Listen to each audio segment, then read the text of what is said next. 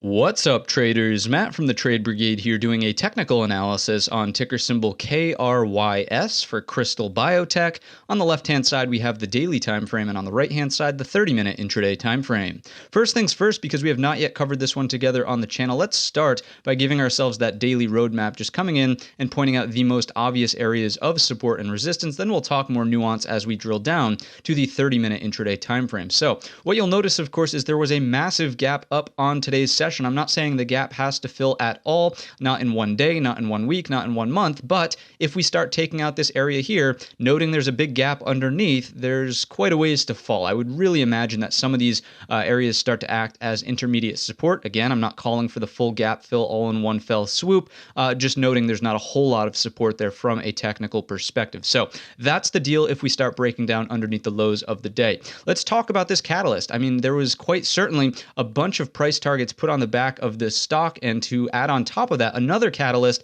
we are getting a $200 million public offering of more shares to the marketplace. In the post market, we are trading about 91 by 92.41, so a little bit spready, but kind of still right in the meat of today's range. I would firstly take out our Fibonacci's and point out a couple of things about today's session. So coming in from high to low, what you'll notice about the downdraft from high to low is that on the retracement here into the afternoon, we were not able to close candles up above the 61.8. Typically, when we close candles above and start closing multiple candles above, it's very likely that you retrace 100% of the move. That's exactly where we resisted on today's session, and we actually closed down underneath the 38.2, which is what we would classify as a fairly weak close. So what we want to do is take out the other drawing tool. Go ahead and map out the 38.2. The 61.8 is certainly 61.8. However, from a more structural standpoint, it's just simply this area of resistance, correct? At 95.61. So here are a couple scenarios to watch out for. Number one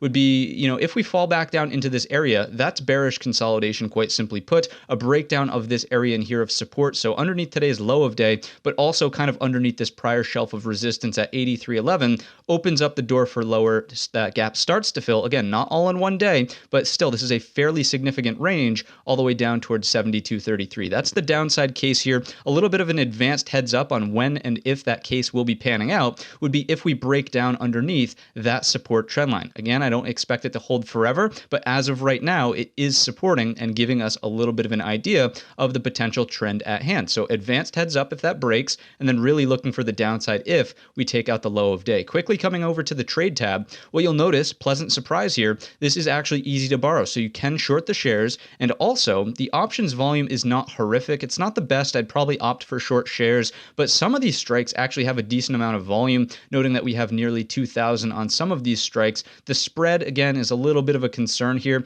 The best one in my estimation is probably this $50 strike with only a 5-cent spread and still 2.5K contracts going through on today's session. So if you are going to short it, that's probably where I would look, just for liquidity and a lack of, or a tighter spread as opposed to some of those wider ones. Back over to the chart, here's the bull case scenario, okay? So because we are opening here, technically speaking, if we hold up above trend, if we continue to resist here, basically I've just drawn in an ascending triangle. A breakout up and over 95.61 takes you to your high of day, which is also the all-time high, and then we're monitoring for blue sky continuation. It's as simple as that here inside of KRYS. It's really all about two scenarios. You have the upside breakout point here up and over 95.61, the advanced heads up to the downside if you break the support trend line, and then getting bearish underneath today's low of day. That's really going to wrap up the video. If you enjoyed it or learned anything new today, let me know in the comments section or by giving the video a thumbs up. Don't forget our main channel is linked in the description. And all of that being said, I wish you a green trading week.